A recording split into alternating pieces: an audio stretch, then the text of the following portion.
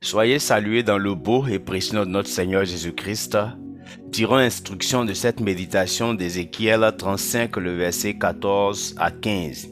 Il est dit, ainsi parle le Seigneur l'Éternel. Lorsque tout le pays sera dans la joie, je ferai de toi une solitude à cause de la joie que tu as éprouvée parce que l'héritage de la maison d'Israël était dévasté. Je te traiterai de la même manière. Tu deviendras une solitude, montagne de Séir, toi et Édom tout entier. Et ils sauront que je suis l'Éternel.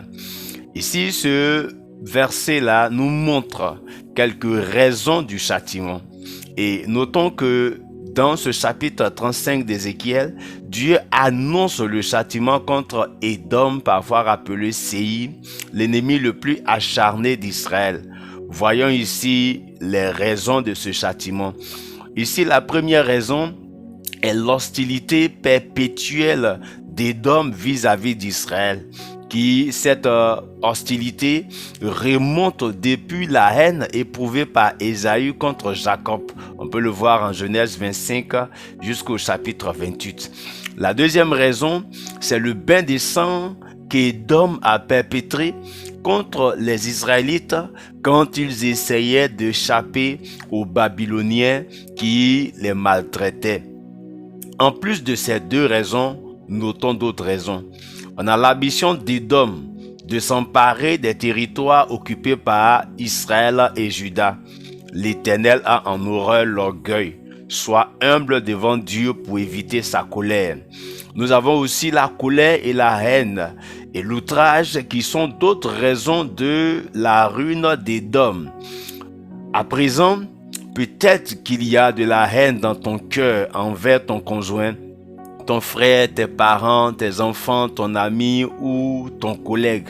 Alors sache que l'Éternel n'est pas content de toi. Une autre raison, c'est la joie manifestée devant la détresse d'Israël. Ceci doit nous aider à réaliser que l'Éternel a en horreur ceux qui se réjouissent du mal qui arrive aux autres. Ce n'est même pas humain de se comporter ainsi, car non seulement le malheur est souvent indépendant de notre volonté, mais aussi cela pourrait t'arriver également. Que veux-tu dire concernant ta vie ce matin? Ce matin, Dieu t'interpelle.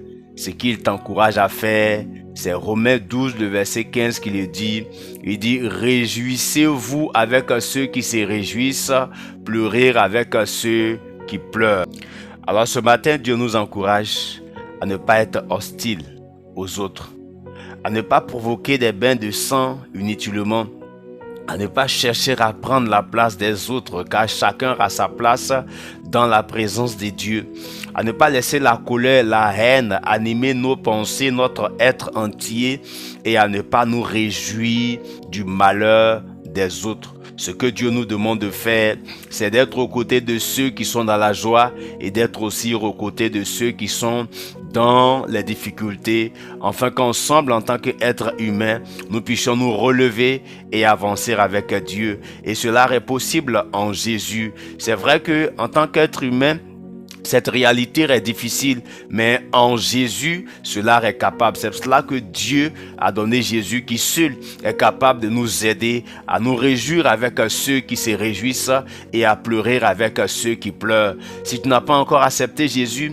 l'occasion t'est donnée. Il faut demander à Jésus de t'aider à t'éloigner des châtiments qui existent déjà et à t'abandonner à Dieu, afin que toi-même tu sois heureux ici-bas. C'était le couple Kei. Que Dieu vous bénisse.